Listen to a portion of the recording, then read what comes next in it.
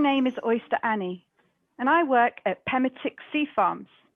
At Pemmitic Sea Farms, we farm oysters and also seaweed and some other types of shellfish, such as sea scallops.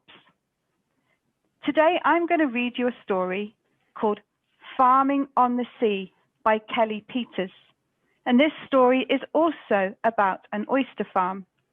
And we're going to follow Sam and his sister as they join their dad farming oysters on the Damariscotta River. My name is Sam. Today, my sister Kate and I are going to work with our dad on our family's farm. Dad's going to teach us about farming, but it won't involve soil or plants. We will wear protective gloves,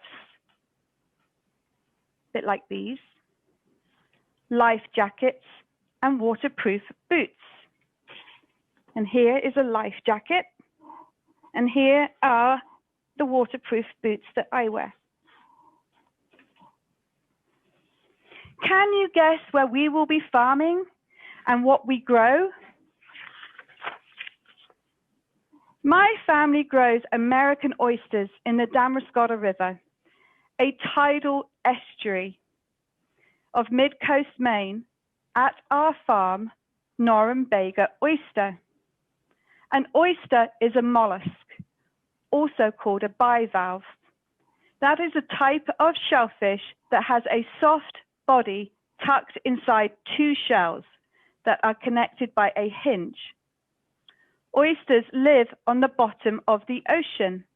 They siphon seawater into their bodies through the opening between their shells, and they filter out algae or phytoplankton for food. They can filter up to 4 gallons of water every hour. There are many types of oyster: American oysters, European flat oysters, Olympia oysters, and Pacific oysters. This is a sketch that Sam made of the inside of an American oyster.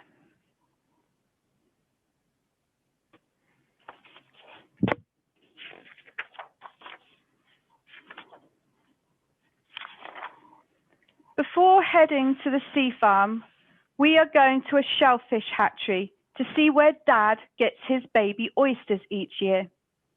At the hatchery, the mature or adult oysters, they're called broodstock, are kept in tubs of ocean water. You see these big tubs? At a cool temperature until they are ready to create millions of baby oysters called seed. Seed is the word that's used to describe very tiny young oysters. Large tubes of algae are grown and fed to the broodstock and the baby oyster seed. This room, where the algae is grown, is kept very warm and bright so that the algae can grow. Algae need a specific temperature of water and the sun's light, or man-made light, in order to grow. We need to find out how many extremely small oyster seed are in a drop of water. I use a microscope in the hatchery's lab to count the oyster larvae in a drop of water. There are hundreds, that's hundreds in every single drop. The baby oysters are so tiny that millions of them fit in one sandwich-sized package. The baby oyster seed are still far too small to set on the ocean floor to grow on their own. The millimeter-sized seed might drift away. So in the spring, the oyster farmers either set them in plastic mesh trays, lay them in small mesh bags, or put them in screen containers that float in a dock called an upweller. The oysters will grow in these safe containers until they are big enough to live in larger floating bags for the rest of the summer. It's time to head out on the water with my dad and sister to care for all the growing oysters on our sea farm. As I carefully steered the boat out of the harbour, Dad teaches me about the natural obstacles to avoid, such as rocks and shallow areas. As we travel on the water to the farm, we can smell the salt in the air, hear gulls calling, and see a family of seals basking on the rocks. See the seals here? Out on the coastal waters in the northeast, there are ospreys, ducks, terns, gulls, seals, finfish, and an occasional whale. In other coastal areas of the United States, there are similar birds and animals, and depending on where you are, you might also see walruses, sea otters, manatees, sharks, porpoises, and stingrays. There are so many creatures living above and below the water near our sea farm. My sister carefully holds a horseshoe crab by its shell.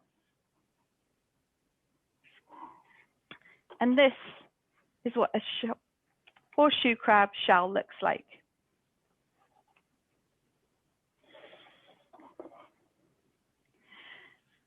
She never holds it by its tail or legs. You see its legs, and this is its tail. So she doesn't bother or harm it in any way, and she places it back in the water very carefully. Horseshoe crabs are called living fossils because of how little they've changed in almost 500 million years.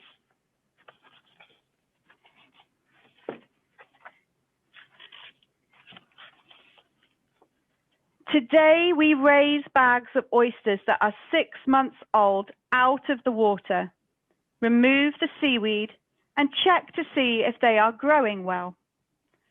After we clean each bag, we lower it back into the water. At this age, they are approximately 1 inch long. The young oysters will grow in bags all summer.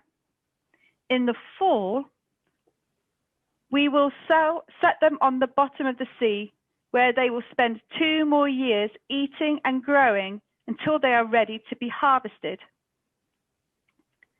So here you can see the lines of bags that the baby oysters are growing in through the summer. There is a lot of work to be done on the farm every day. Today, the weather is warm and calm, but there are times when it can be dangerous. If it rains too much, the oysters will filter the ocean water that has temporarily become polluted by waste drained off the nearby land. After the weather clears, the ocean water becomes clean again, and the oysters return to being perfectly healthy to eat. Every day, Dad checks the weather forecast before going to work. Dad also has to look at a tide chart to know how deep the water will be on our farm. When the tide is in, the water on some sections of our farm can be 30 feet deep. And when the tide is out, some parts have no water at all.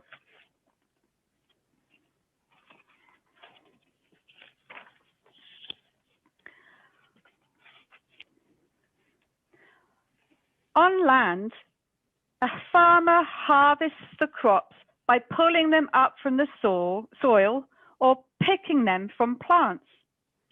Dad scuba dives to the bottom of the sea to pick up all the 3-year oysters we are going to sell. He designed a special bag for gathering oysters from the ocean floor. You can see this bag right here. When Dad goes underwater to harvest oysters, he wears a wetsuit to keep him warm. When the water is very cold, he wears a dry suit that keeps the icy cold water from touching his skin, except for his hands and face. Sometimes he scuba dives late into the fall or early winter, when the water is so cold it makes his hands and face numb.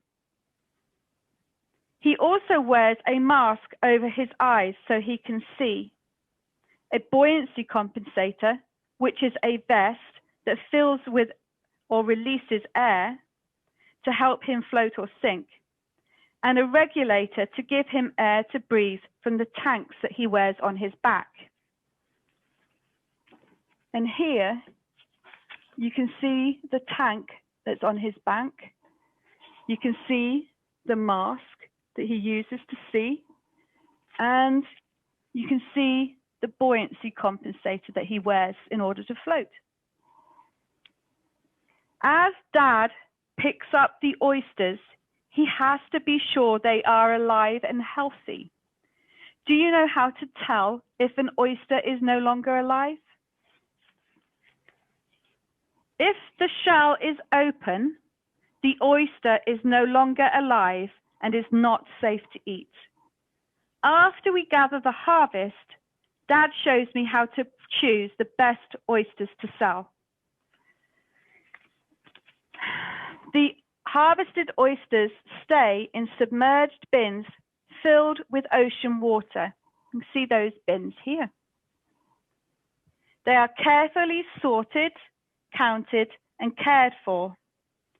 On our sea farm, we grow American oysters, but they aren't the only things grown in aquaculture farms. In oceans, lakes, and rivers all over the world, people also farm cod, salmon, trout, mussels, scallops, clams, halibuts, tilapia, carp, flounder, red snapper, snook, sturgeon, kampachi, moi, and many, many more finfish, shellfish, and sea vegetables. With our oysters on the way to restaurants and seafood shops, we moor our boat and head home for the day. Being an oyster farmer is a great way to work on the water while enjoying the nature that is all around us. And that is the end. And I thank you for coming.